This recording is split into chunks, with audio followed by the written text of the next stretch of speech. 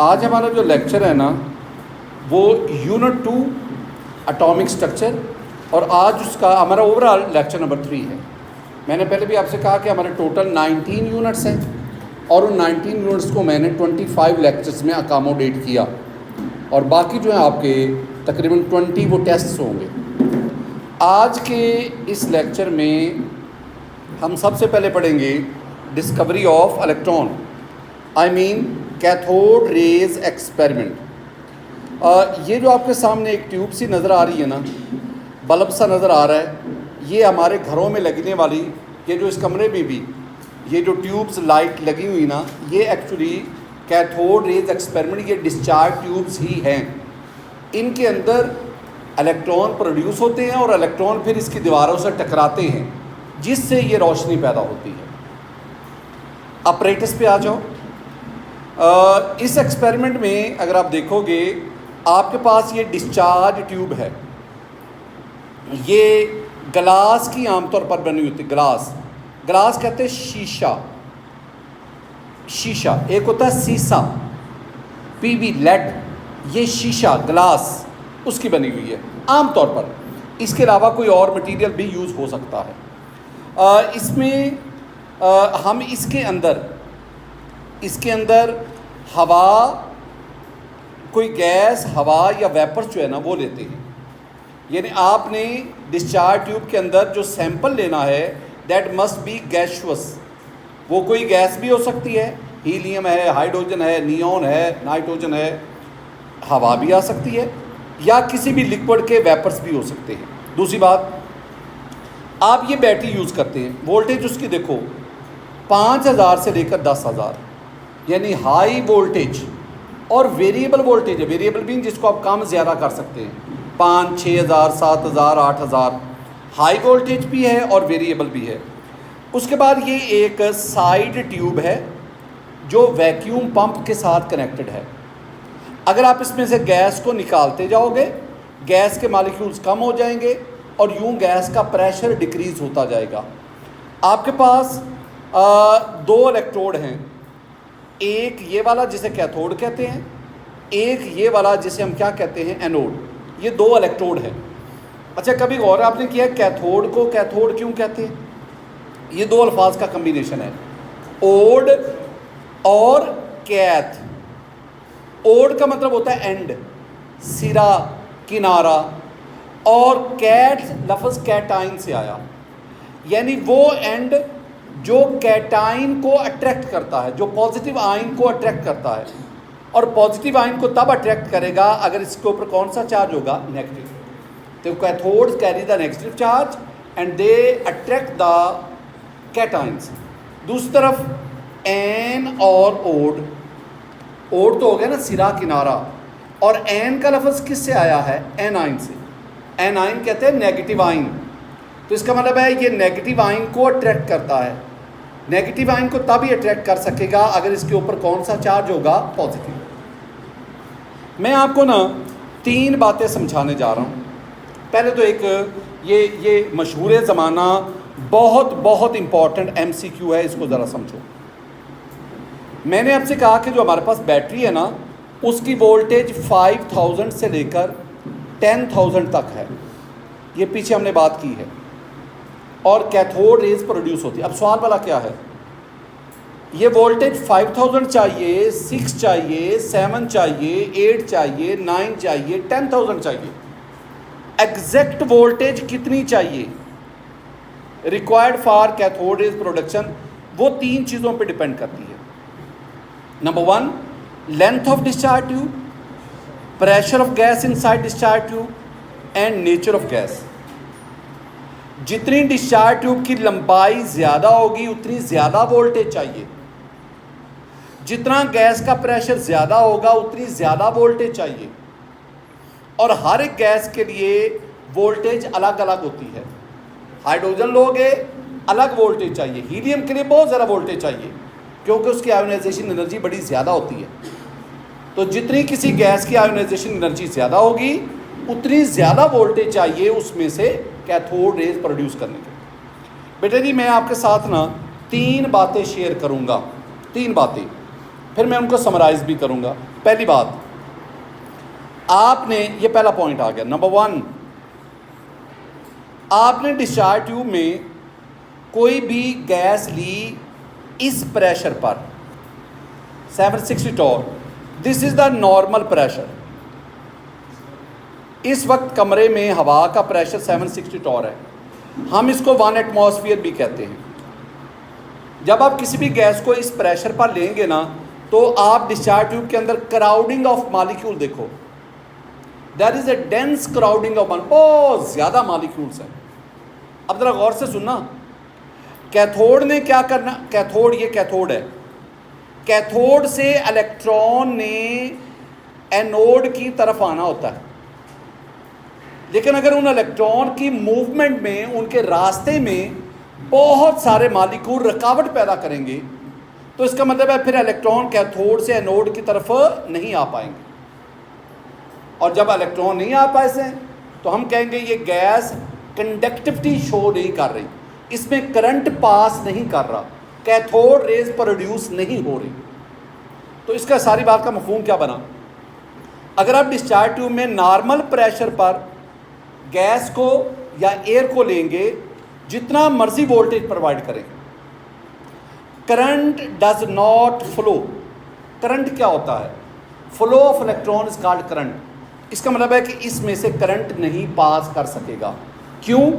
Due to the crowding of gas molecule. मैं कहता हूँ बेटा जी, यहाँ वैक्यूम पंप है ना, इससे इस गैस को बाहर निकालो, क्राउडिंग कम करो। तो आप क्राउडिंग कम करने का मतलब है गैस को निकालेंगे। जब आप गैस को निकालते जाएंगे तो प्रेशर रिड्यूस होता जाएगा। और मैं नंबर 2 पे पहुंच गया बेटा जी। अब प्रेशर रिड्यूस होकर 760 टॉर नहीं, बल्कि कितना रह गया? 0.1 टॉर रह गया। अब ये ओरिजिनल पिक है, ओरिजिनल। अब अगर आप देखोगे, a uniform glow is produce. Glow कहते हैं चमक। तो ये देखो, ये है यूनिफॉर्म ग्लो। ये कब प्रोड्यूस हुआ? जब आपने प्रेशर रिड्यूस कर दिया 760 से कम करके, पर अभी भी कैथोड रेज प्रोड्यूस नहीं। आपने नंबर 3 पे जाओ, आप प्रेशर, ये नंबर 3 आ गया। आप प्रेशर मजीद रिड्यूस करो और 0.1 से 10 गुना कम करके कितना कर दिया? 0.01। अब प्रेशर रिड्यूस कैसे कर रहे हैं भला? आप उस डिस्चार्ज ट्यूब में से गैस के मॉलिक्यूल निकालते जा रहे हैं। मॉलिक्यूल कम होंगे, कुलैयन कम होगी, कुलैयन कम होगी तो प्रेशर भी क्या होगा? कम होगा। अब सिर्फ इतने मॉलिक्यूल अंदर रह गए। अब आप वोल्टेज प्रोवाइड करें, अब क्या होगा? अब होगा ये, कैथोड से ये इलेक्ट्रॉन निकलेंगे। ये इलेक्ट्रॉन हैं, ये कैथोड से निकल रहे हैं और इन इलेक्ट्रॉन ने जाना किस तरफ है? एनोड की तरफ।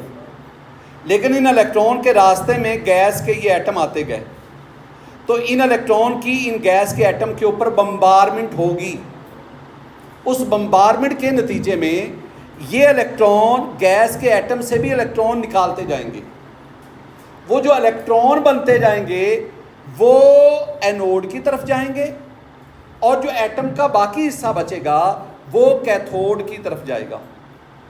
वो जो इलेक्ट्रॉन जाएंगे, उन इलेक्ट्रॉन को हम कहेंगे कैथोड रेज, और जो एटम का बाकी हिस्सा जिस पे पॉजिटिव चार्ज है, वो जब कैथोड की तरफ जाएगा उन्हें हम कहेंगे पॉजिटिव रेज। मैंने 3 बातें आपसे की हैं, अभी तक 3 बातें की हैं। मैंने आपसे कहा कि अगर आप वोल्टेज इस रेंज में लें, अगर प्रेशर 760 टॉर रखें तो करंट इसमें से पास नहीं करेगा due to crowding of molecule. दूसरा, अगर आप वो प्रेशर कम कर दो, अब कैथोड रेज तो नहीं बनेगी, लेकिन क्या प्रोड्यूस हो जाएगा? Uniform glow. और तीसरी बात मैंने क्या की थी कि आप प्रेशर अगर मज़ीद रिड्यूस करके इस रेंज में ले आओ, now cathode rays will be produce. Cathode rays बेटा जी 2 तरह की होती हैं। एक को हम कहते हैं प्राइमरी कैथोड रेज, एक को हम कहते हैं सेकेंडरी कैथोड रेज। ज़रा दोनों को समझना, दोनों में क्या फ़र्क होता है। बड़ी गौर से मेरी बात को समझना। मैं दोबारा अपनी ये बात दोहराता चलूँ, एफएससी में पढ़ाया जाता है और एंटी टेस्ट में सिखाया जाता है। हमने चीज़ों को सीखना है। और आपने हर एक टॉपिक को उस एंगल से देखना है जिस एंगल से मैं देखता हूँ। अब ज़रा देखना कैथोड रेज कैसे प्रोड्यूस होती हैं। पहली बात, आयोनाइजेशन ऑफ गैस मॉलिक्यूल।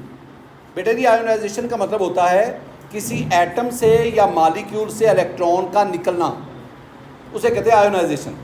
गौर करो, अभी ये पीछे भी हम पढ़ के आए हैं। इस डिस्चार्ज ट्यूब के अंदर ये गैस के एटम हैं, कैथोड से ये इलेक्ट्रॉन निकले, इन इलेक्ट्रॉन की इनके ऊपर बम्बारमेंट हुई और इन कैथोड से निकलने वाले इलेक्ट्रॉन ने यहाँ से इलेक्ट्रॉन को निकाल दिया। जब एटम से इलेक्ट्रॉन निकलता है तो हम उसे क्या कहते हैं, क्या हो गई, आयोनाइजेशन। और उस आयोनाइजेशन के नतीजे में ये कैथोड रेज बनती हैं। These cathode rays are called primary cathode rays which are formed by the bombardment of electron from cathode and due to the ionization of gas molecules। अच्छा नीचे देखो, बड़ी गौर तरफ बात, स्प्लिटिंग ऑफ एटम। बेटे ज़रा गौर से देखना, मेरे पास ना ये हाइड्रोजन का एक एटम है, फ़र्ज़ किया है ये हाइड्रोजन का एटम है, बीच में न्यूक्लियस है, बाहर इलेक्ट्रॉन है जो न्यूक्लियस के गिर्द रिवॉल्व कर रहा है। अगर मैं आपसे कहूँ कि इलेक्ट्रॉन न्यूक्लियस के गिर्द क्यों रिवॉल्व कर रहा है, आप कहेंगे सर इलेक्ट्रॉन और न्यूक्लियस के दरमियान अट्रैक्शन होती है, वो अट्रैक्शन उस इलेक्ट्रॉन को न्यूक्लियस के गिर्द रिवॉल्व करने पर मजबूर करती है। अच्छा आप देखो, कैथोड पे कौन, एनोड पे कौन सा चार्ज, पॉजिटिव चार्ज, कैथोड पे कौन सा चार्ज, नेगेटिव चार्ज। जब ये गैस एटम इस डिस्चार्ज ट्यूब में आ गया, अब इलेक्ट्रॉन पर नेगेटिव चार्ज है, एनोड पर पॉजिटिव चार्ज है। एनोड इलेक्ट्रॉन को अपनी तरफ खींचेगा, लेकिन उसी इलेक्ट्रॉन को न्यूक्लियस भी अपनी तरफ अट्रैक्ट कर रहा है। ये इलेक्ट्रॉन किधर जाएगा, क्या ये न्यूक्लियस के किधर रिवॉल्व करता रहेगा या एनोड की तरफ जाएगा, डिपेंड है किसकी अट्रैक्शन ज़्यादा है, डिपेंड है किसकी अट्रैक्शन ज़्यादा है। जब डिस्चार्ज ट्यूब के अंदर बहुत सारे एटम होंगे तो हर एटम के इलेक्ट्रॉन उस पर एनोड की अट्रैक्शन होगी, तो पर इलेक्ट्रॉन अट्रैक्शन डिवाइड हो जाएगी तो एनोड की अट्रैक्शन कम होगी। आप ना एटम की तादाद कम करते जाएं। जब डिस्चार्ज ट्यूब से गैस को निकालते जाओगे एटम कम होते जाएंगे, अब पर इलेक्ट्रॉन एनोड की अट्रैक्शन बढ़ती जाएगी, साथ वोल्टेज भी बढ़ाते जाओ। एक वक्त आएगा कि इस इलेक्ट्रॉन पर एनोड की अट्रैक्शन न्यूक्लियस की अट्रैक्शन से क्या हो जाएगी, ज़्यादा। तो ये इलेक्ट्रॉन अपने एटम को छोड़कर किसकी तरफ चल पड़ेगा, एनोड की। जब ये तो मैं एक एटम की कहानी बता रहा हूँ ना, इसके अंदर जितने भी एटम होंगे हर एटम का इलेक्ट्रॉन अपने एटम को छोड़कर एनोड की तरफ चल पड़ेगा और इस तरह आपके पास क्या बनेंगी, कैथोड रेज। अब ये जो कैथोड रेज बनी है ये कैसे बनी है, by the splitting of atom. Such cathode rays are called secondary cathode rays. जो ऊपर पहले बनी है बम्बारमेंट ऑफ इलेक्ट्रॉन से, प्राइमरी, और ये जो स्प्लिटिंग ऑफ एटम से बनी है ये क्या है, सेकेंडरी। नीचे देख लो, ये भी एक इम्पॉर्टेंट नुक्ता है जो आपको आना चाहिए। वो क्या भला, बेटा जी, डिस्चार्ज ट्यूब के अंदर एट ए टाइम साइमल्टेनियसली, एक ही वक्त में, जहाँ कैथोड रेज बनती है ना, ये जो ब्लू कलर में नेगेटिव है ये इलेक्ट्रॉन है और इलेक्ट्रॉन मिलकर क्या बनाते हैं, कैथोड रेज। तो जहाँ डिस्चार्ज ट्यूब में कैथोड रेज प्रोड्यूस हो रही है ना, उसी वक्त ही उसके अंदर ये पॉजिटिव आयन भी प्रोड्यूस होते हैं, इन्हें कहते हैं पॉजिटिव रेज। तो डिस्चार्ज ट्यूब में पॉजिटिव रेज और कैथोड रेज एक ही वक्त में प्रोड्यूस होती हैं। कैथोड रेज कैथोड से एनोड की तरफ जाती हैं और पॉजिटिव रेज एनोड से कैथोड के अपोजिट डायरेक्शन में मूव करती हैं। मैं ना आपको दो लफ्ज़ों के दरमियान फ़र्क बताना चाहता हूँ। एक लफ्ज़ होता है पार्टिकल, एक लफ्ज़ होता है कैथोड, एक लफ्ज़ होता है पार्टिकल, एक लफ्ज़ होता है रे। मैं आपको पार्टिकल और रे के दरमियान फ़र्क बताना चाहता हूँ। पार्टिकल क्या है, रे क्या है। देखो, इलेक्ट्रॉन इज़ अ पार्टिकल, ये न्यूट्रॉन है, ये पार्टिकल है, ये प्रोटॉन है, ये पार्टिकल है, ये अल्फा पार्टिकल है, पार्टिकल ज़र्रा। ये बहुत सारे electron, this is the stream of electron, stream of particle. तो ये बहुत सारे इलेक्ट्रॉन मूव कर रहे हैं। जब बहुत सारे particle I mean stream of particle move करेगी उसे हम क्या कहेंगे? रे। सिंगल पार्टिकल और स्ट्रीम ऑफ पार्टिकल को हम क्या कहते हैं? रे। मसलन एक बंदा सफ़र करेगा तो हम उसे क्या बोलेंगे? और कुछ लोग इकट्ठे मूव करेंगे, सफ़र करेंगे, तो उसे हम क्या बोलते हैं? काफिला। तो एक है पार्टिकल और बहुत सारे पार्टिकल जब इकट्ठे मूव करते हैं तो उसे क्या कहते हैं? अगर वो रे इलेक्ट्रॉन्स पर मुश्तमिल हो, यानी उसके पार्टिकल अगर इलेक्ट्रॉन होंगे तो उस रे को हम क्या कहेंगे? कैथोड। बेटा जी ये नीचे ना कैथोड रेज की प्रॉपर्टीज़ हैं, ये वाली। अब ना ये सारी प्रॉपर्टीज़ आपने ऑलरेडी पढ़ी हुई हैं, इसमें कोई नई प्रॉपर्टी, ऐसे टाइम ज़ाया करने वाली बात है मैं इसको शुरू हो जाऊँ। ये साहब ज़रा अभी डॉक्यूमेंट कुछ देर के बाद आपको शेयर हो जाएगा, तो आप इसमें से एक एक को देख सकते हैं। इसमें ना आखिरी प्रॉपर्टी को मैं देखना चाहता हूँ। They produce greenish florescence on striking the walls of the glass tube when placed in their path these raise alumina gloves red and tin stone yellow. ज़रा सुना बात क्या है। बात इसमें यह है कि ये आपके पास है डिस्चार्ज ट्यूब, ये आपके पास डिस्चार्ज ट्यूब है, ये डिस्चार्ज ट्यूब है। मैंने कहा ये डिस्चार्ज ट्यूब बनी हुई है शीशा से।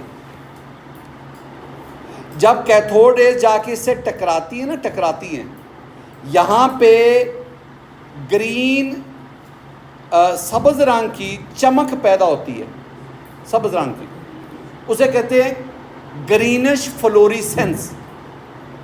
सब्ज़ कलर की फ्लोरिसेंस तब बनती है अगर डिस्चार्ज ट्यूब किससे बनी हो? ग्लास से, शीशा से।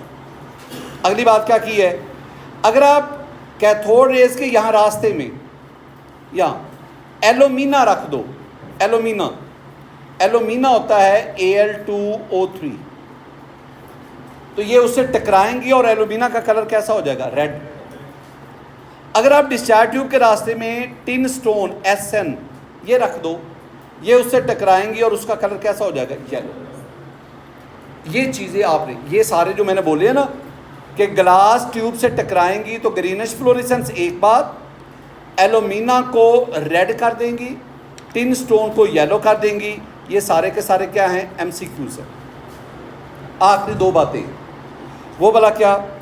ये अभी आपने प्रॉपर्टीज़ पढ़ी हैं सारी, याद रखिएगा। ये तकरीबन ना 18 के करीब साइंटिस्ट थे जिन्होंने 20-25 साल तक कैथोड रेज की प्रॉपर्टीज़ पर एक्सपेरिमेंट करते रहे। उनमें एक साइंटिस्ट था J. Thomson, Joseph John Thomson. उसने कहा cathode rays are a stream of negatively charge particle. Negative charge वाले पार्टिकल्स हैं, ये उनका एक ना स्ट्रीम है, बहाव है। बाद में एक और साइंटिस्ट था, उसका नाम था STONEY, स्टोनी। उसने इनको स्ट्रीम ऑफ कैथोड रेज को उसने इलेक्ट्रॉन का नाम दिया, स्टोनिन। आगे आए, discovery of proton 1886, German physicist, नाम है यूजीन गोल्डस्टीन। उसने भी वही एक्सपेरिमेंट परफॉर्म किया जो इससे पहले 18 लोगों ने परफॉर्म किया था। ये ज़रा देख लो, ये आपके पास है, ये वही डिस्चार्ज ट्यूब है बेटा जी। इसके अंदर भी आपने कोई गैस, एयर या वेपर्स लिया, इसके साथ भी ये साइड ट्यूब है जो वैक्यूम पंप की तरफ जाती है। इसमें भी आपने हाई वोल्टेज बैटरी इस्तेमाल की जिसकी वोल्टेज 5000, सेम 100%। सिर्फ एक चेंज है, सिर्फ एक चेंज, इसने जो कैथोड इस्तेमाल किया ना उसके अंदर सुराख थे। साचा cathode is called perforated cathode. मैं आपको मजीद दिखाता हूं इस किस्म का। इसमें अगर आप देखोगे ना, ये बीच में होल हैं, या आप उन होल को क्या कह सकते हो? कैनल, नालियां हैं, सुराख हैं। असल में जब ये कैथोड है, कैथोड, तो वो जो पॉजिटिव रेस बनी हैं वो इन कैनल से पास कर गई, आगे इन होल से पास कर गई, वो इन होल से पास कर गई। ये यहाँ पे डिस्चार्ज ट्यूब की ये वॉल आ गई, यहाँ से लेकर यहाँ तक ये जितनी जगह है ना, इस जगह में इनकी प्रॉपर्टीज़ पर उन्होंने एक्सपेरिमेंट किए, इलेक्ट्रिक फील्ड से गुजारा, मैग्नेटिक फील्ड से गुजारा, वगैरह वगैरह, और इनकी प्रॉपर्टीज़ को, इन रेज को हम कहते हैं पॉजिटिव रेज भी कहते हैं, इनको हम एनोड रेज भी कहते हैं, इनको हम कैनल रेज भी कहते हैं। ये तीनों नाम हम इनको देते हैं। नेक्स्ट चलेंगे, ये बिल्कुल सेम चीज़ जो अभी मैंने डिस्कस की। आपने डिस्चार्ज ट्यूब के अंदर कोई भी गैस ले ली, कैथोड से इलेक्ट्रॉन आएंगे, उन इलेक्ट्रॉन की बम्बारमेंट होगी और वो इलेक्ट्रॉन इसमें से इलेक्ट्रॉन को नॉकआउट करेंगे। कैथोड से एनोड की तरफ जो इलेक्ट्रॉन जाएंगे वो बनाएंगे कैथोड रेज, और एटम का जो बाकी हिस्सा इलेक्ट्रॉन के लॉस के बाद बना, वो जब कैथोड की तरफ जाएगा तो वो क्या बनाएगा? Positive raise. मैंने कुछ देर पहले भी आपसे कहा कि कैथोड रेज और पॉजिटिव रेज एक ही वक्त में प्रोड्यूस होती हैं, लेकिन ये अपोजिट डायरेक्शन में ट्रैवल करती हैं। यही बात जो मैंने अभी की आपसे। आप ये एटम ले लो, this atom is of oxygen atom, ये ऑक्सीजन का एटम है। अब इसमें देखो, न्यूक्लियस में 8 प्रोटॉन, 8 न्यूट्रॉन, 8 इलेक्ट्रॉन हैं, 2 इलेक्ट्रॉन के में और 6 इलेक्ट्रॉन एल शेल में। ये आपके पास ऑक्सीजन का एटम आ गया। ये वो इलेक्ट्रॉन है जो कैथोड से आया है, इसे हम कहते हैं स्ट्राइकिंग इलेक्ट्रॉन, जो जाके इस एटम से टकराएगा। जब टकराएगा, इस इलेक्ट्रॉन ने इस एटम से इस इलेक्ट्रॉन को नॉक आउट कर दिया, निकाल दिया। अब आपके पास 2 इलेक्ट्रॉन आ गए, एक वो इलेक्ट्रॉन जो टकराया है, ये स्ट्राइकिंग इलेक्ट्रॉन, और दूसरा इलेक्ट्रॉन वो है जो एटम में से निकला है। जब एटम से इलेक्ट्रॉन निकलता है तो उसे कहते हैं आयोनाइजेशन। आयोनाइजेशन के नतीजे में ये आपके पास बनता है कैट आइन, या हम इसे क्या कहते हैं? Positive ion. ये पॉजिटिव, ये जो इलेक्ट्रॉन बने ना, ये इलेक्ट्रॉन ये बना देते हैं कैथोड रेज, और ये जो बाकी हासिल होता है ये क्या बनाता है? ये बनाता है पॉजिटिव रेज, ये पॉजिटिव रेज। आगे बढ़ो, बहुत इंपॉर्टेंट पॉइंट, बहुत इंपॉर्टेंट पॉइंट। बेटा जी, मैं आपको ना एक चीज़ पहले ना तमहीर बांध लूँ। मैं आपको समझाना चाहता हूँ, चार्ज टू मैस, ये जब बटे में आता है तो उसे क्या बोलते हैं? रेशो। चार्ज को हम ना ई से जाहिर करते, ई, और मैस को हम किससे जाहिर करते? M. Charge to mass, charge to mass ratio मैं आपके साथ शेयर करने जा रहा हूँ। सबसे पहले आसान, मैं इधर लेता हूँ प्रोटॉन, इधर मैं लेता हूँ इलेक्ट्रॉन। मैं प्रोटॉन और इलेक्ट्रॉन की charge to mass ratio compare करता हूँ। अब ज़रा देखो, मुझे 2 चीज़ें चाहिए, मुझे प्रोटॉन पर चार्ज चाहिए, इलेक्ट्रॉन पर चार्ज चाहिए, और मुझे दोनों का मैस चाहिए। पहले चार्ज, प्रोटॉन पर ये चार्ज है 1.6022 10⁻⁻⁹। इलेक्ट्रॉन पर भी सेम ही चार्ज है। ये जो माइनस और प्लस लिखा होता है ना, ये सिर्फ और सिर्फ बताने के लिए कि दोनों चार्ज की नौइयत मुख्तलिफ है, लेकिन दोनों चार्ज का मैग्नीट्यूड क्या है? Same. I am concerning with magnitude. तो इसका मतलब है प्रोटॉन और इलेक्ट्रॉन दोनों पर चार्ज सेम है, तो फिर रेशो को कंपेयर कौन करेगा? मैस। प्रोटॉन का मैस ये आपके पास है, ये याद रखनी वैल्यू 1.6726 10⁻⁻27 kg, और इलेक्ट्रॉन का मैस ये आ गया 9.1095 10⁻31 kg। ये रटना है इस वैल्यू को। ये वैल्यू अगर आप कंपेयर करोगे ना दोनों, तो बेटा जी mass of proton is 1836 time greater than mass of electron. Electron हल्का होता है, प्रोटॉन भारी होता है, वजनी होता है। ये प्रोटॉन है, ये चार्ज दोनों पे सेम है, मैग्नीट्यूड ऑफ चार्ज सेम है। वजन में प्रोटॉन भारा है, इलेक्ट्रॉन हल्का है। प्रोटॉन कितना भारा है? 1836 टाइम भारा है। अब ये रेशो, ये वैल्यू देखो ना, चार्ज सेम है। अब मैस फैसला करेगा ई ओवर एम वैल्यू किसकी ज़्यादा है, किसकी कम है। लेकिन बेटा जी मैथ डिनोमिनेटर में आ रहा है, मैथ डिनोमिनेटर में। अगर डिनोमिनेटर में है तो हम क्या, नीचे है, नीचे बटे में है, तो हम क्या कहेंगे, जितना मैथ ज़्यादा होगा उतनी ई ओवर एम वैल्यू कम होगी।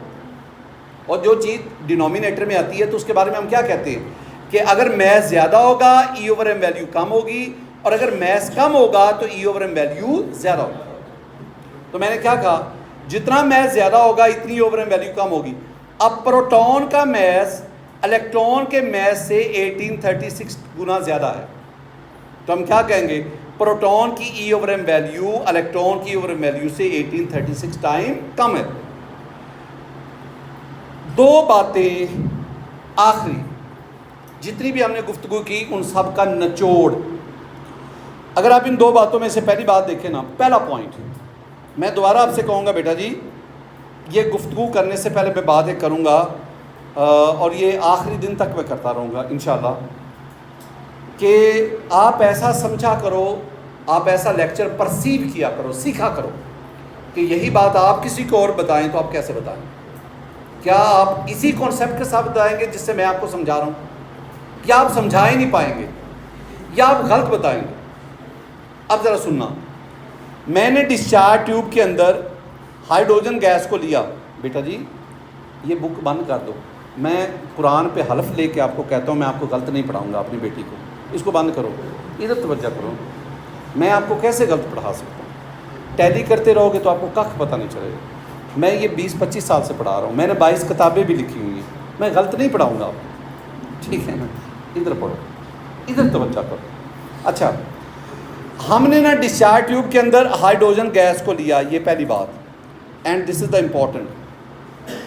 कुछ देर के बाद मैं डिस्चार्ज ट्यूब में ऑक्सीजन गैस को लूँगा। आपने दोनों गैसेज जो हैं इनमें फ़र्क देखना है कि हाइड्रोजन गैस लूँ तो कैथोड रेज कैसी होगी, पॉजिटिव रे कैसी होगी, और ऑक्सीजन गैस लूँ तो क्या फ़र्क आएगा। देखो हाइड्रोजन गैस, ये मैंने ना आपको समझाने के लिए हाइड्रोजन का एक एटम ले लिया, प्रोटियम, जिसके न्यूक्लियस में एक प्रोटॉन है, बाहर एक इलेक्ट्रॉन है।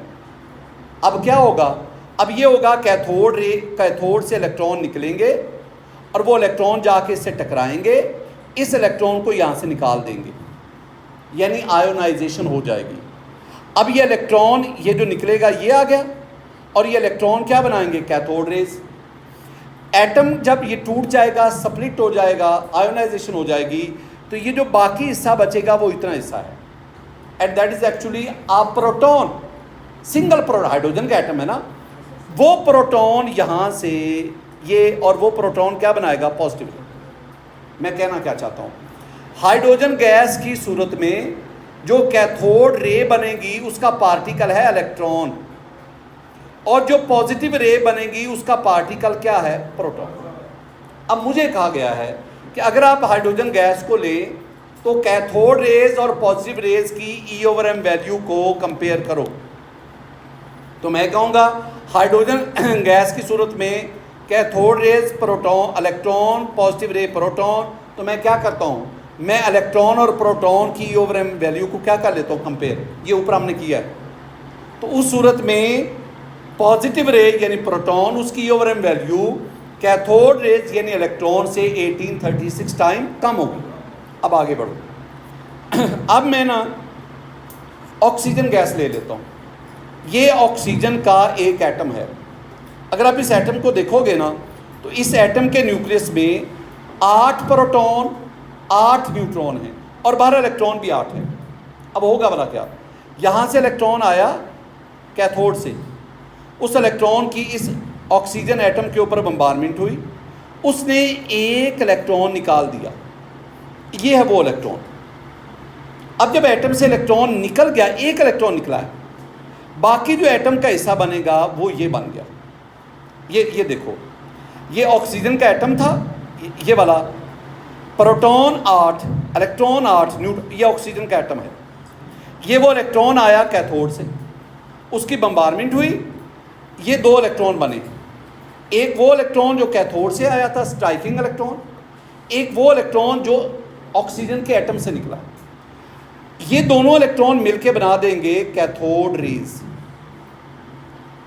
और बाकी ये जो हिस्सा बनेगा ना, जिसमें 8 प्रोटॉन 7 इलेक्ट्रॉन 8 न्यूट्रॉन है, this is called positive ion. और ये positive ion it will constitute the positive raise. अब एक बार नोट करो, जब ऊपर वाले केस में, वो जो पहला केस था, जब आप हाइड्रोजन को लेते हैं तो कैथोड रेज इलेक्ट्रॉन है, जब आप ऑक्सीजन को लेते हैं तो फिर भी कैथोड रेज क्या है, इलेक्ट्रॉन। यानी डिस्चार्ज ट्यूब में जो मर्जी गैस ले लें, एयर ले लें, वेपर्स ले लें, cathode rays always consist of electron. लेकिन अगर आप यहाँ पे हाइड्रोजन गैस लेंगे तो पॉजिटिव रेज सिंगल प्रोटॉन पर मुश्तमिल हैं, लेकिन जब आप ऑक्सीजन गैस को लेंगे तो अब जो पॉजिटिव रेज हैं वो सिंगल प्रोटॉन पर मुश्तमिल नहीं है, बल्कि वो ऐसे कैटाइन पर मुश्तमिल हैं जिसमें 8 प्रोटॉन 8 न्यूट्रॉन और 7 इलेक्ट्रॉन। इसका मतलब क्या हुआ कि अगर आप गैस ऑक्सीजन के बजाय कोई और लाओगे, हाइड्रोजन लोगे, नियोन लोगे, तो कैथोड रेज तो इलेक्ट्रॉन ही रहेंगे, लेकिन पॉजिटिव रेज की नेचर चेंज होती जाएगी। एक साइंटिस्ट जिसका नाम है रदरफोर्ड, आप जानते हैं, रदरफोर्ड ने ना यही एक्सपेरिमेंट किया था, जिसमें परफोरेटेड कैथोड को लिया, जो यूजीन गोल्डस्टीन ने दिया। रदरफोर्ड ने डिस्चार्ज ट्यूब में हाइड्रोजन गैस को इस्तेमाल किया, हाइड्रोजन गैस को, और उसने एक बहुत खूबसूरत बात की। उसने कहा कि अगर आप डिस्चार्ज ट्यूब में हाइड्रोजन गैस को लेते हैं ना, तो जो कैथोड रे पॉजिटिव रे का जो पार्टिकल बनता है ना, उसको उसने प्रोटॉन का नाम दिया। अब आपसे एक एमसीक्यू पूछा जा सकता है, एमसीक्यू पूछा जा सकता है कि बताएं, आपने ना E/m वैल्यू ऑफ पॉजिटिव रे, मैं इस तरह लिख लेता हूँ ना, पॉजिटिव रे बतानी है, E/m वैल्यू किसकी ज़्यादा है किसकी कम है। अगर आप हाइड्रोजन गैस लेते हैं, अगर आप हीलियम गैस लेते हैं, अगर आप नाइट्रोजन गैस लेते हैं, अगर आप ऑक्सीजन गैस लेते हैं, आपने मुख्तलिफ गैसेस ली, इसके अंदर पॉजिटिव रेज बनी, किस गैस की सूरत में पॉजिटिव रेज की E/m वैल्यू ज़्यादा है और किस में कम होगी। E/m सब में ना, सब में चार्ज तो एक ही है, और जब एक इलेक्ट्रॉन निकलता जाता है +1 +1 +1 +1, तो सब पे चार्ज क्या आ जाएगा, एक, सेम। अब E/m वैल्यू को कौन फैसला करेगा, मैस। अब इन गैसेस में से जिसका मोलर मैस सबसे कम होगा, उसकी पॉजिटिव रेज की E/m वैल्यू सबसे ज़्यादा होगा, और वो कौन सा होगा, हाइड्रोजन। बात समझ रहे हो ना। ये MCQ है। जो आपका परसों टेस्ट होगा ना, 2 लेक्चर के बाद आपका टेस्ट, आज का लेक्चर, कल का लेक्चर और परसों आपका टेस्ट, उस टेस्ट के जितने भी MCQs हैं मैं सबको यहाँ आंसर करता जा रहा हूँ। ये जो मैं रुक रुक के बोल रहा हूँ ना, ये मैं वो सारा पेपर आपका कल से पढ़ रहा था, और मैं ये देख रहा था कि मैंने उस सारे टेस्ट के MCQs अपने बच्चों को बता देने, सवाए एक के क्वांटम नंबर के, वो मैंने आपको टास्क दिया हुआ है, तो ये मैंने आपको बता दिया। ठीक है, आगे बढ़ो। जी जी बेटा जी।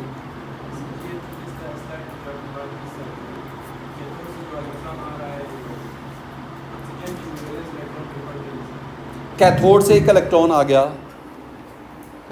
कैथोड से जो इलेक्ट्रॉन आया उसे हमने स्ट्राइकिंग इलेक्ट्रॉन कहा। जी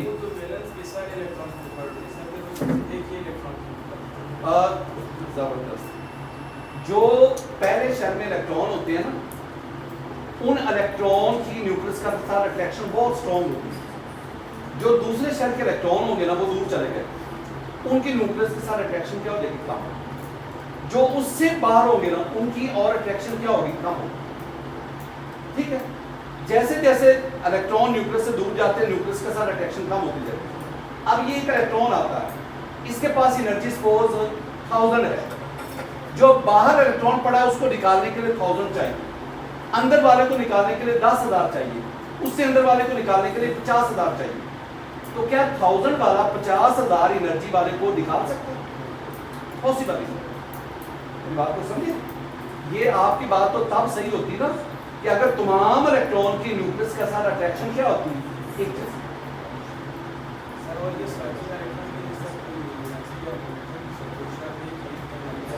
जी बिल्कुल, वो आपकी वो जो वोल्टेज है, जितनी वोल्टेज बढ़ाते जाएंगे उतनी कैथोड से निकलने वाले इलेक्ट्रॉन की स्पीड बढ़ती जाएगी।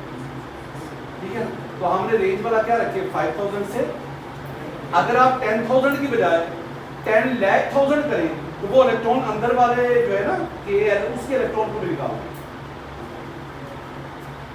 मेरी बात को आप पिक कर गए? जी बेटा जी।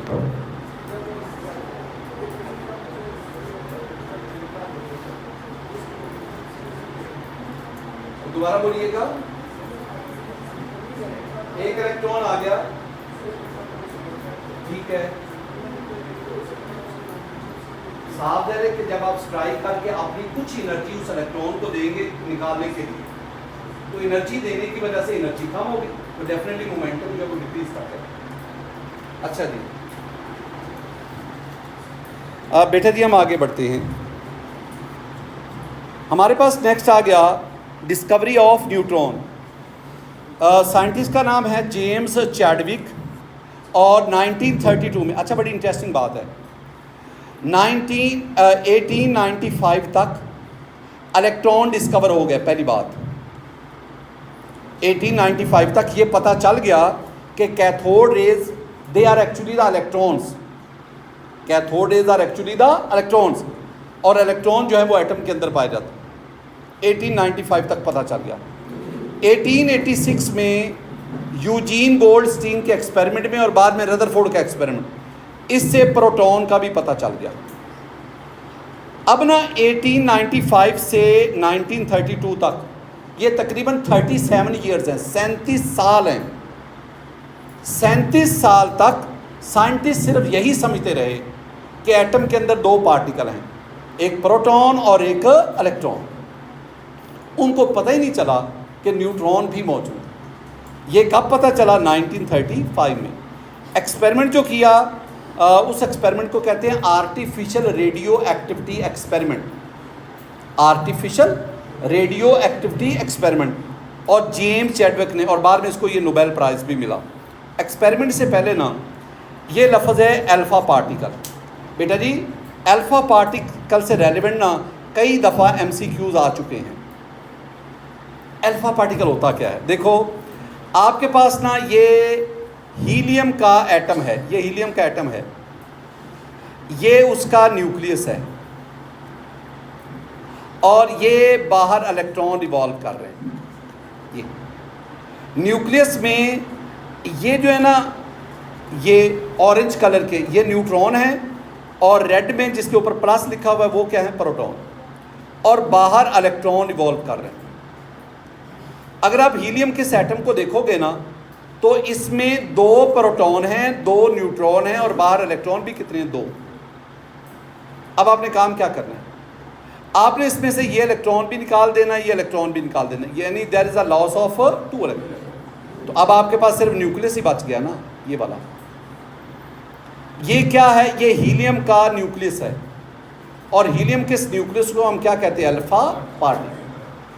तो what is alpha particle? Alpha particle is actually the helium nucleus, helium atom नहीं, हीलियम न्यूक्लियस।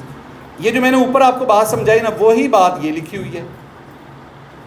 ये हीलियम का एटम है, इसमें से 2 इलेक्ट्रॉन का लॉस हुआ, ये हीलियम का न्यूक्लियस बन गया। एक तो ये गुफ्तगू आपके पास आनी चाहिए। दूसरा, इसके अंदर जो भी लिखा हुआ है, बेटा जी आप अल्फा पार्टिकल को इक्वेशन में इस तरह लिखेंगे, अल्फा पार्टिकल को इक्वेशन में इस तरह लिखते हैं He2 और ऊपर 2+। इसमें 2 प्रोटॉन, अल्फा पार्टिकल में 2 प्रोटॉन और 2 न्यूट्रॉन होते हैं, ये MCQ है। इस पे चार्ज +2 होता है, MCQ है।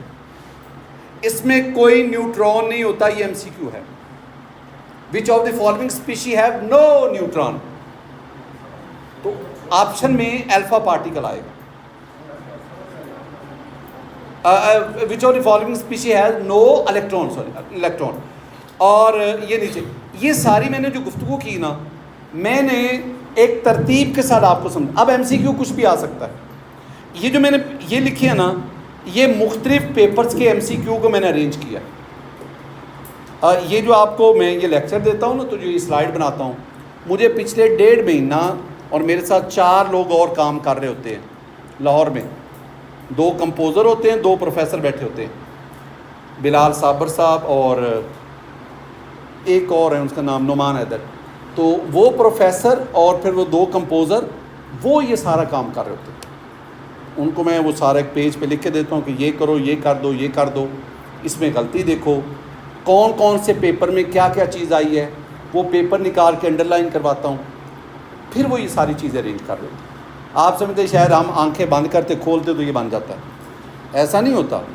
ये आपको पढ़ाने के पीछे, 1 घंटे के पीछे हमारी बहुत सालों की मेहनत होती है। आगे बढ़ो बेटा जी। अब हम ना एक चीज़ ये पढ़ने जा रहे हैं कि न्यूट्रॉन की डिस्कवरी कैसे हुई। ये मैं आपको डायग्राम बताना चाहता हूँ, ज़रा गौर से देखना। ये आपके पास ना पोलोनियम मेटल है। पोलोनियम मेटल एक रेडियो एक्टिव मेटल है, रेडियो एक्टिव। ये आपके पास ना लेड का ब्लॉक है, इसके अंदर ये जो ब्लू है ना, ब्लू, ये पोलोनियम मेटल है जो रेडियो एक्टिव है। रेडियो एक्टिव, रेडियो एक्टिव कहते हैं जिससे alpha beta gamma rays emit होती है। पोलोनियम मेटल अल्फा पार्टिकल का सोर्स है। Which of the following metal is the source of alpha particle. मैं जो रुक के बोल रहा होता हूँ ना, ये मैं एमसीक्यू आपको बता रहा हूँ। तो polonium metal is a source of alpha particle. ये अल्फा पार्टिकल निकल रहे हैं, ये वाले सारे। ये आगे एक ना ब्लॉक आपको नजर आ रहा है, ये ब्लॉक एक्चुअली बेरिलियम मेटल है। अल्फा पार्टिकल जाके उसके टकराए, टकराने के बाद अगर आप बेरिलियम को देखोगे तो ये कार्बन बन गई है, बेरिलियम कार्बन बनती जा रही है, और यहाँ से कुछ और पार्टिकल निकल रहे हैं। जब उन पार्टिकल्स की नेचर को चेक करने के लिए चार्ज डिटेक्टर के ऊपर थ्रो किया ना, तो चार्ज डिटेक्टर ने ये देखो 0 डिफ्रैक्शन शो की। मतलब चार्ज डिटेक्टर ने कहा कि जनाब अली ये जो पार्टिकल है इन पर कोई चार्ज नहीं है, चार्ज ये न्यूट्रल है, और न्यूट्रल होने की वजह से इनको क्या नाम दिया गया, न्यूट्रॉन्स। ये उसकी, ये जो जितनी मैंने आपको कहानी बताई है ना, अगर इसको मैं इक्वेशन की सूरत में लिखूं तो ये आपके पास आ गई। बताओ ये क्या है, ये जिसको मैंने बॉक्स में लाया, व्हाट इज दिस, ये क्या है, ये सारी क्या है। 2 किस्म की इक्वेशंस होती हैं, एक को कहते हैं केमिकल इक्वेशन, एक को कहते हैं न्यूक्लियर इक्वेशन। तो दिस इज द ये केमिकल इक्वेशन है, C+O2 गोज टू CO2। आप कहते हैं सर दोनों में क्या फ़र्क है, मैं सिर्फ 2 डिफरेंसेस आपको बताता हूँ। केमिकल इक्वेशन क्या है, अगर मैं आपसे कहूँ व्हाट इज केमिकल रिएक्शन, आप सिंपली मुझे आंसर करें सर लॉस और gain of electron is called chemical reaction. अब केमिकल रिएक्शन में क्या होता है, रिएक्टेंट प्रोडक्ट में कन्वर्ट होता है। चेंज क्या आती है, रिएक्टेंट में बॉन्ड टूटते हैं, प्रोडक्ट में बॉन्ड बनते हैं, है ना। 3 बातें की हैं, केमिकल रिएक्शन, रिएक्टेंट का प्रोडक्ट में कन्वर्ट होना, 2 चेंजेस आती हैं, लॉस और gain of electron, bond formation, bond breakage. ये है दूसरी न्यूक्लियर रिएक्शन, न्यूक्लियर इक्वेशन। इसमें कोई लॉस और गेन ऑफ इलेक्ट्रॉन, यहां तो इलेक्ट्रॉन का चक्कर ही कोई नहीं। यहां पे क्या हो रहा है, देयर इज एक सिर्फ लफ्ज, डिसइंटीग्रेशन ऑफ न्यूक्लियाई। डिसइंटीग्रेशन कहते हैं तोड़ फोड़, न्यूक्लियाई का टूटना। अब हुआ भला क्या, ये बेरिलियम का न्यूक्लियस है, ये बेरिलियम एटम नहीं है, बेरिलियम का न्यूक्लियस। ये जो 4 नीचे लिखा हुआ है ये इसमें प्रोटॉन की तादाद है, ये जो ऊपर 9 लिखा हुआ है ये प्रोटॉन प्लस न्यूट्रॉन है। इन 9 में से 4 प्रोटॉन है, बाकी 5 क्या हैं, न्यूट्रॉन। इसके ऊपर ये जो He2 की बम्बारमेंट हुई, He2 is called alpha particle. आपके पास ये बेरिलियम किस में कन्वर्ट हो गया, कार्बन में। This is the not carbon atom, this is the, ये आइसोटोप नहीं है, ये एटम नहीं है, this is the carbon nucleus and with the loss of 1 neutron. Properties of neutron, the first property is V raise power infinity important, हद ही खत्म होगी इंपॉर्टेंट की, इतनी अहम। कहता है कि फ्री न्यूट्रॉन, अब हमें ढूंढना होगा ये फ्री न्यूट्रॉन क्या होता है। जब डिके करता है तो आपके पास तीन चीज़ें बनती हैं, नंबर 1 प्रोटॉन, नंबर 2 इलेक्ट्रॉन और नंबर 3 न्यूट्रिनो। तीन चीज़ें। फ्री न्यूट्रॉन डके हुआ, टूटा, तबाह हुआ। एक ना मैं बात ना कहता हूँ स्टूडेंट को, मैं अगर आपसे कहूँ ना कि बेटा जी प्रोटॉन, इलेक्ट्रॉन, न्यूट्रॉन क्या हैं, तो आप कहेंगे these are fundamental particles of atom. कहोगे कि नहीं? अगर नहीं कहोगे तो मैं फिर आगे जाता हूँ, आपको पता ही नहीं है तो फिर मैं ऐसे इसको समझाना शुरू। पता है आपको? दीज आर कॉल्ड, ये फंडामेंटल पार्टिकल। चलो आप मुझे बताओ, हम इन तीनों को फंडामेंटल क्यों कहते हैं?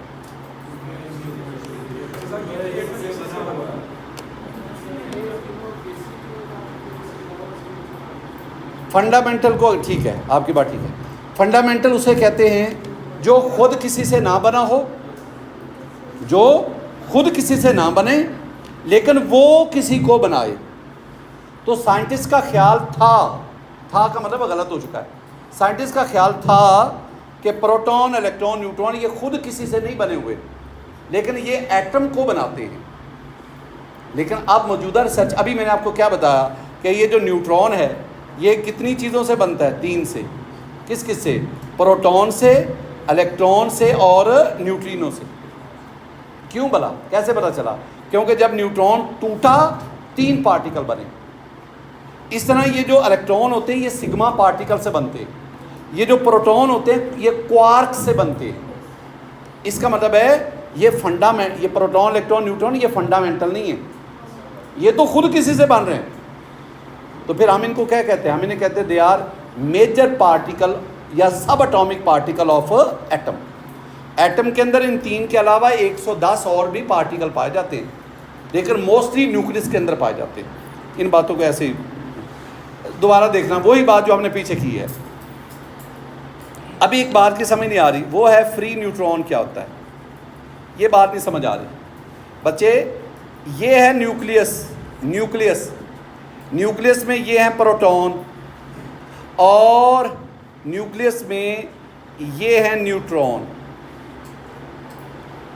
जब ये न्यूट्रॉन अपने न्यूक्लियस को छोड़कर बाहर आ जाता है, बाहर, now this is called the free neutron. Free neutron कौन सा न्यूट्रॉन? वो न्यूट्रॉन जो अपने न्यूक्लियस को छोड़ के बाहर आ गया। जूं ही ये न्यूट्रॉन बाहर आ जाएगा ये फौरन डिके कर जाएगा। ये देखो ये फ्री न्यूट्रॉन है, ये फौरन डिके करके प्रोटॉन, इलेक्ट्रॉन, न्यूट्रिनो बना देगा। ये तीनों चीज़ें आपको आनी चाहिए। आगे बढ़ो। Neutron can't ionise gases. इससे पहले हमने पढ़ी है कैथोड रेज, हमने पढ़ी है पॉजिटिव रेज। तो कैथोड और पॉजिटिव रेज गैसेस को आयोनाइज कर देती हैं, लेकिन न्यूट्रॉन नहीं करता। This is FSC। क्यों नहीं करता? This is entry test. ये न्यूट्रॉन इसलिए आयोनाइज नहीं करता क्योंकि ये न्यूट्रल नेचर रखता है, ये मैसिव होता है। 2 बातों की वजह से, एक इस पर चार्ज कोई नहीं, न्यूट्रल है, और दूसरा ये भारी होता है, मैसिव होता है। Neutron are highly penetrating particle. ज़रा कंपैरिजन देखना, अल्फा पार्टिकल ये कागज़ में से भी नहीं गुजर सकते, वजनी होते हैं। बीटा रेज ये कागज़ में से तो पास कर गई, लेकिन एल्यूमिनियम की बारीक सी शीट में से पास नहीं कर सकती। बीटा रेज क्या होती हैं? 3 चीज़ों का एक ही नाम है, इंडिया, भारत, हिंदुस्तान, एक ही नाम है ना, ठीक है। Beta raise, cathode rays, electron, एक ही बात है। तो बीटा रेज यहाँ से गुजर गई लेकिन यहाँ स्टॉप कर गई। गैमा और एक्स रेज पेपर से भी गुजर गई, एल्यूमिनियम की थिन शीट से भी गुजर गई, लेकिन थिक लेड ने उनको रोक लिया। और न्यूट्रॉन हर जगह से, पेपर से, एल्यूमिनियम से, लेड से, इनको सिर्फ ये कंक्रीट का एक बहुत हैवी वो रोक सकता है। अगर मैं कहूँ कि सबसे ज़्यादा पेनिट्रेशन किसकी है तो न्यूट्रॉन की, उससे कम किसकी है गैमा और एक्स रेज की, उससे कम किसकी है बीटा रेज की, और सबसे कम पेनिट्रेशन पावर किसकी है मैंने ये MCQs बोल दिए, अब इनको याद रखना तरतीब। आगे आओ बेटा जी। पेनिट्रेशन पावर की रीज़न, पेनिट्रेशन पावर की रीज़न दो बातें हैं। सबसे अहम है न्यूट्रॉन, वही जो दो बातें की हैं, एक तो ये मैसिव होती हैं और एक इन पे चार्ज नहीं होता। एक्चुअली जब ये इसमें से गुजर रही होती है ना, तो ये जो कागज़ है, कागज़ के अंदर होते हैं एटम, एटम के बाहर होते हैं इलेक्ट्रॉन, और अगर इलेक्ट्रॉन आ रहे हों तो वो इलेक्ट्रॉन उनको रिपेल करते हैं, उनको गुजरने नहीं देते। ये न्यूट्रल होते हैं, न्यूट्रल होने की वजह से ये उसमें से गुजरते जाते हैं। दूसरा, ये वजनी होते भारी, अपने भारीपन होने की वजह से उसे इंग्लिश में हम कहते हैं मैसिव, और न्यूट्रल नेचर होने की वजह से ये हार में से गुजरते जाते हैं। अच्छा, एक और MCQ आ गया बेटा जी। यहाँ तक अगर आप देखोगे ना, यहाँ तक तो आपने न्यूट्रॉन को प्रोड्यूस किया है, जो पहले मैंने आपको समझाया। अल्फा पार्टिकल को बेरिलियम से थ्रो करें, न्यूट्रॉन बने। अब उन न्यूट्रॉन को पैराफिन पर थ्रो करें, पैराफिन पर करें, वाटर पे करें, पेपर पे करें, सेलुलोज पे करें, चारों में से कोई चीज़ ले लें। तो जब न्यूट्रॉन पैराफिन से टकराएगा, यहाँ से प्रोटॉन इजेक्ट करेगा, निकाल देगा। ये भी MCQ है। जब न्यूट्रॉन सेलुलोज से टकराता है तो कौन सा पार्टिकल अमिट करता है, इजेक्ट करता है? आंसर है प्रोटॉन। नेक्स्ट आओ। न्यूट्रॉन दो किस्म के हैं, एक है फास्ट और दूसरा क्या है? स्लो। फास्ट स्लो, दो तीन फर्क, मैं तीन डिफरेंसेस सिर्फ आपको बताऊं। फास्ट न्यूट्रॉन जिसकी एनर्जी इतनी है 1.2 mega electron volt, mega 10⁻⁶ mega. और स्लो न्यूट्रॉन जब मूव करते हैं तो किस एनर्जी से? Just one electron volt. ये 1.2 क्रॉस 10⁻⁶, और ये जस्ट 1, बल्कि लेस देन 1 से भी कम। इसका मतलब है फास्ट न्यूट्रॉन बहुत तेज जा रहे हैं और स्लो न्यूट्रॉन बिल्कुल स्लो। फिशन रिएक्शन देखो, फिशन रिएक्शन में फास्ट न्यूट्रॉन कम इफेक्टिव होते हैं, फिशन रिएक्शन में स्लो न्यूट्रॉन ज़्यादा इफेक्टिव। आपने पढ़ा नहीं है कि जब स्लो न्यूट्रॉन यूरेनियम के न्यूक्लियस से टकराते हैं स्लो, तो वो उसको तोड़ देते हैं। फिशन का मतलब क्या होता है? तोड़ देना, और उससे फिर वो बेरियम क्रिप्टॉन बनता है, साथ 3 और न्यूट्रॉन एमिट होते हैं। तो फिशन रिएक्शन में फास्ट न्यूट्रॉन नहीं बल्कि कौन है?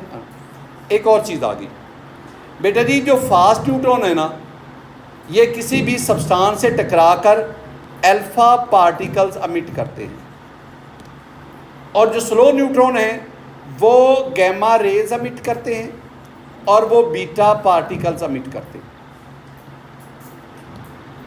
फास्ट इधर, स्लो इधर। आपने ये जो इक्वेशन लिखी ना, ये वाली, ये याद कर ली। नाइट्रोजन, ये न्यूट्रॉन है फास्ट, तो नाइट्रोजन बोरॉन में कन्वर्ट हुआ, साथ अल्फा पार्टिकल एमिट हुआ, ये अल्फा पार्टिकल। इसको मैं आपको समझाता हूँ, समझाने की कोशिश करता हूँ, ज़रा देखिएगा। हाँ, मैं ना दो तरह से आपको बातें समझाऊंगा और फिर मैं आपसे ना क्रॉस क्वेश्चनिंग करूंगा। बात को सुनना है, मैं क्या कह रहा हूँ। इसको ना मैं दो हिस्सों में डिवाइड कर देता हूँ। ये पहला हिस्सा, ये मैंने दो हिस्सों में डिवाइड कर दिया। अच्छा, ऊपर अगर आप देखेंगे ना, पहले इसको, ये कापर लिखा हुआ है, कापर 2965। मैं दोबारा कह रहा हूँ, ये दोनों न्यूक्लियर इक्वेशन हैं। 29 से मुराद है कि इसमें 29 प्रोटॉन है, और 65 से 29 निकाल दो तो इसमें 36 न्यूट्रॉन। ये कापर, मैं इस कापर को बोलूँगा, कापर न्यूक्लियस को बोलूँगा 2965, 2965, 2965। ये एक स्टेबल होता है, मजबूत है, इसमें से रेडिएशन नहीं निकलती। ये ऊपर ये बना हुआ है, ये इसमें ब्लू कलर के न्यूट्रॉन हैं जिनकी तादाद 36 है, रेड कलर के प्रोटॉन हैं जिनकी तादाद 29। अब आपने काम क्या किया? आपने एक स्लो न्यूट्रॉन लिया, उस स्लो न्यूट्रॉन को इसमें ऐड करवा दिया। अब जब न्यूट्रॉन आप ऐड करेंगे ना, यहाँ 2-3 चेंजेस आएंगी। पहले न्यूट्रॉन थे 36, एक और ऐड हो गया तो न्यूट्रॉन कितने हो गया? 37। प्रोटॉन तो 29 रहे और ये 65 के बजाय 66 हो गया। अब यहाँ दो चेंजेस आई। जब न्यूट्रॉन न्यूक्लियस में ऐड हुआ ना, यहाँ मैस डिफेक्ट प्रोड्यूस हुआ, मैस डिफेक्ट, एक एक्स्ट्रा मैस आ गया। अब इस एटम ने क्या किया, इज इक्वल टू mc², उस मैस को किस में कन्वर्ट कर दिया, एनर्जी, और वो ये एनर्जी गैमा रेडिएशन की सूरत में खर्च हो। दूसरा एक मसला और हुआ, ये जो 2965 वाला न्यूक्लियस था कॉपर का, ये स्टेबल था, लेकिन जब आप एक और न्यूट्रॉन ऐड कर देते हैं, अब जो आपके पास न्यूक्लियस बनेगा 2966 वाला, ये क्या है, अनस्टेबल। अब एक न्यूट्रॉन ऐड किया, न्यूक्लियस ने उसको कबूल कोई नहीं किया, अनस्टेबल हो गया, ज़्यादा मैस की वजह से वो मैस एनर्जी में कन्वर्ट हो गया। मेरी पहली बात ख़त्म हो गई। अब दूसरी बात, यही वाला ये आ गया, अनस्टेबल न्यूक्लियस आ गया। अब क्या होगा, वो न्यूट्रॉन जो आपने ऐड किया था ना, अब बाकी जो प्रोटॉन न्यूट्रॉन अंदर मौजूद है ना, वो उसको धक्का लगा के बाहर निकाल देते। वो कहते हैं यहाँ से दफ़ा हो जाओ, तुम्हारी वजह से हम अनस्टेबल हो गए। वही वो न्यूट्रॉन जो ऐड हुआ था, अब उसको जो ही बाहर निकालेंगे, जब न्यूट्रॉन न्यूक्लियस से बाहर आ जाता है तो उसे क्या कहते हैं, फ्री न्यूट्रॉन। उसका क्या हो जाएगा, डिके, और डिके से क्या बनाएगा, प्रोटॉन, इलेक्ट्रॉन और न्यूट्रॉन। प्रोटॉन दोबारा न्यूक्लियस में शामिल हो जाएगा। पहले प्रोटॉन कितने थे, 29, एक और प्रोटॉन आ गया तो वो कितने हो गए, 30। 29 प्रोटॉन वाला कॉपर होता है, 30 प्रोटॉन वाला क्या हो गया, जिंक। और वो जो एक इलेक्ट्रॉन बना, वो इलेक्ट्रॉन निकल गया। जब इलेक्ट्रॉन निकल जाता है तो उसे हम कहते हैं बीटा पार्टिकल्स। मैंने कुछ देर पहले कहा, बीटा पार्टिकल्स, इलेक्ट्रॉन भी वही होते हैं, कैथोड रेज भी वही होते हैं। अगर आप इन दोनों को देखोगे ना, पहले स्टेप में गैमा रेज प्रोड्यूस हुई, दूसरे स्टेप में बीटा पार्टिकल्स हुए। अब MCQ क्या आता है, अब ये आपने पढ़ लिया ना, MCQ क्या आता है, बताएं वो रिएक्शन जिसमें बीटा पार्टिकल निकलता है उसमें एटॉमिक नंबर पर क्या फ़र्क पड़ता है। इसका एटॉमिक नंबर क्या था, 29, और इधर जाके कितना हो गया था, तो एटॉमिक नंबर 1 यूनिट बढ़ जाता है, इंक्रीजेज बाय 1। अब ये परसों जब ये क्वेश्चन आना है ना, तो मैंने उसको डिस्कस नहीं करना, तो मैंने कहना कि ये मैं आपसे डिस्कस कर चुका। ये जो अभी मैंने बोला, क्या मैंने बोला है कि अगर किसी न्यूक्लियर रिएक्शन के दौरान एक बीटा पार्टिकल अमिट होता है तो एटॉमिक नंबर यानी प्रोटॉन नंबर पर क्या फ़र्क पड़ता है, तो आप कहेंगे दैट इंक्रीजेज बाय 1 यूनिट। चलो बेटा जी, इसके बाद आ गए क्वांटम नंबर्स। मैंने आपसे कहा था कि हजूर वाला, आप लोगों ने क्वांटम नंबर को अच्छी तरह याद करके आना, ठीक है। कुछ बातें मैं आपके साथ शेयर करना चाहता हूँ, कुछ बातें। ये क्वांटम नंबर वैसे तो आपने खुद करने थे, ये तो अभी मेरे पास 10 मिनट है ना, मैं उन 10 मिनट्स को इस्तेमाल करना चाहता हूँ, ठीक है। क्वांटम नंबर जो है ना, मैं चाहता हूँ कि पहले इनके मानी को समझा जाए, सीखा जाए। क्वांटम नंबर हमें बताते क्या हैं, quantum number describe energy and location of electron in atom. Atom के अंदर इलेक्ट्रॉन की एनर्जी क्या है और वो कहाँ पड़ा हुआ है। लोकेशन से मुराद क्या है, ये लोकेशन से क्या मुराद है बेटा जी। अगर मैं आपसे कहूँ कि आपकी लोकेशन क्या है, एड्रेस क्या है, पहले आप अपने सिटी का बताओगे, फिर टाउन बताओगे, फिर ब्लॉक बताओगे, और फिर हाउस नंबर होगा। अगर आप किसी गांव में रहते हैं तो गांव का नाम, पोस्ट ऑफिस, तहसील और डिस्ट्रिक्ट, 4 चीज़ें आ जाएंगी। अगर आप किसी भी एटम में इलेक्ट्रॉन की लोकेशन जानना चाहते हैं ना, तो पहले बताओ वो किस शेल में है, K में है, L में है, M में है, N किस शेल में है, ये कौन बताएगा, ये प्रिंसिपल क्वांटम नंबर बताएगा। दूसरा बताओ उसका सब शेल कौन सा है, S है, P है, D है, F है, कौन सा है, ये एजीमुथल क्वांटम नंबर बताएगा। दूसरा उसका ऑर्बिटल, क्या ये Px है, Py है, Pz है, Dxy है, Dyz, Dzx है, वो कौन सा बनाएगा? मैग्नेटिक। और स्पिन, क्या इलेक्ट्रॉन क्लॉकवाइज मूव रहा है, एंटी क्लॉकवाइज मूव कर रहा है, ये कौन बताएगा? स्पिन। तो जब हम कहते हैं ना कि what is the location of electron in an atom, तो बताओ वो इलेक्ट्रॉन किस शेल में है, किस सब शेल में है, किस ऑर्बिटल में है, और क्या क्लॉकवाइज है, एंटी क्लॉकवाइज है। ये चार बताना, ये लोकेशन ऑफ इलेक्ट्रॉन है। और ये सारी बातें हमें कौन बताते हैं? Quantum number. आपके पास चार क्वांटम नंबर है, N, L, M, S। अब इन चार में से जो तीन है ना, तीन पहले जो तीन हैं वो हमें बताते हैं इलेक्ट्रॉन का ऑर्बिटल, और जो चौथा है स्पिन, वो हमें क्या बताता है? इलेक्ट्रॉन की स्पिन। और एक और बात, एक ऊपर लफ्ज़ लिखा हुआ है श्रोडिंगर वेव इक्वेशन। ये श्रोडिंगर वेव इक्वेशन, ये बहुत कॉम्प्रिहेंसिव, बहुत मुश्किल इक्वेशन है। एमएससी में जाए ना, एमएससी में केमिस्ट्री के फर्स्ट पार्ट में 6 पेपर हुआ करते थे। मैंने 97 में एमएससी की ना, तो केमिस्ट्री के 6 पेपर होते थे। उनमें एक पेपर था श्रोडिंगर, वो भी पूरा पेपर 100 नंबर का। तो श्रोडिंगर वेव इक्वेशन, वो इतनी मोटी किताब थी, सिर्फ इस इक्वेशन को ही सॉल्व किया गया। हाइड्रोजन एटम लेकर उसका एक इलेक्ट्रॉन, उसमें पूरी वो 3-4 बड़ी मोटी किताब थी, वो सारी सिर्फ डिफरेंशिएशन इक्वेशन, इंटीग्रेशन, फलाना फलाना, वो ख़त्म ही नहीं होती थी। और उस सारी इक्वेशन के रिजल्ट के नतीजे में 3 वैल्यूज़ आती थी, एक N, एक L और एक M। उन तीनों को कहते थे क्वांटम नंबर। उसमें स्पिन क्वांटम नंबर नहीं था। तो except spin quantum number, all other are obtained from the Schrodinger wave equation. तो ये बेटा जी क्वांटम नंबर 4 है। पहला प्रिंसिपल, इस लफ्ज़ को देखा करो, ये PAL है, जो कॉलेज का प्रिंसिपल होता है, जो बाप है, जो सरबराह है, हेड है। इसका मतलब है बाकी तीनों जो हैं, अगले जो क्वांटम नंबर हैं, वो इसकी औलाद हैं, ये उन तीनों का हेड है। इसलिए PLE उसूल वाला नहीं है। एक उधर PLE, PRINCIPLE, वो था उसूल, लेकिन ये क्या है? PL, नील बॉर। ये बाकी आपने खुद ही करना था, मैंने इस पर कोई डिस्कशन नहीं करनी। मैंने आपसे कहा था, क्योंकि ना मैं अगर आपको पढ़ाऊँ ना क्वांटम नंबर, तो मुझे कम से कम इसके लिए 1.5 से 2 घंटे चाहिए।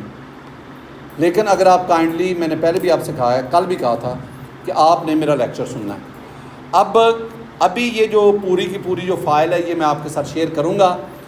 इसके एंड पे देखो मल्टीपल चॉइस क्वेश्चन है। ये टोटल ना मल्टीपल चॉइस क्वेश्चन आपके पास 21 होंगे, 21। जो मैंने आपको लेक्चर कहा ना कि आपने सुनना है, उन लेक्चर्स के अंदर छोटी छोटी बातें, वो ये 21 मैंने MCQs बना दिए।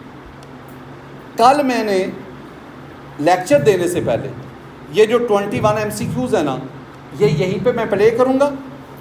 मैं कहूँगा बेटा जी आप बताओ क्वेश्चन नंबर 1 जो है, इसका आंसर क्या है? Quantum number are solution of, आप कहेंगे जी Schrodinger wave equation. It's okay, इसमें तो वजाहत की ज़रूरत भी कोई नहीं है। Which quantum number give the shell to which the electron belongs to N। तो मैं कहूँगा बाकी क्या बताते हैं, B क्या बताता है, M क्या बताता है। तो आप कहेंगे जो B जो L है वो सब शेल बताता है, जो चार्ली M है वो ऑर्बिटल बताता है, जो DS है वो स्पिन अगर A ठीक है तो B C D उनका क्या मतलब है? समझ आई ना मेरी बात की? आपने मुझे मुकम्मल तौर पर अपने आंसर से सेटिस्फाई कर, इट्स ओके। तो ये हमारा आज का काम था। कुछ मैंने काम किया, कुछ आपको मैंने टास्क दिया, तो बेहतर। और ये आपने घर से करके लाना है। अल्लाह ताला आप लोगों से खुश हो, हम सब से खुश हो, मेरे से भी अल्लाह की ज़ात खुश हो। अस्सलामु अलैकुम व रहमतुल्लाह।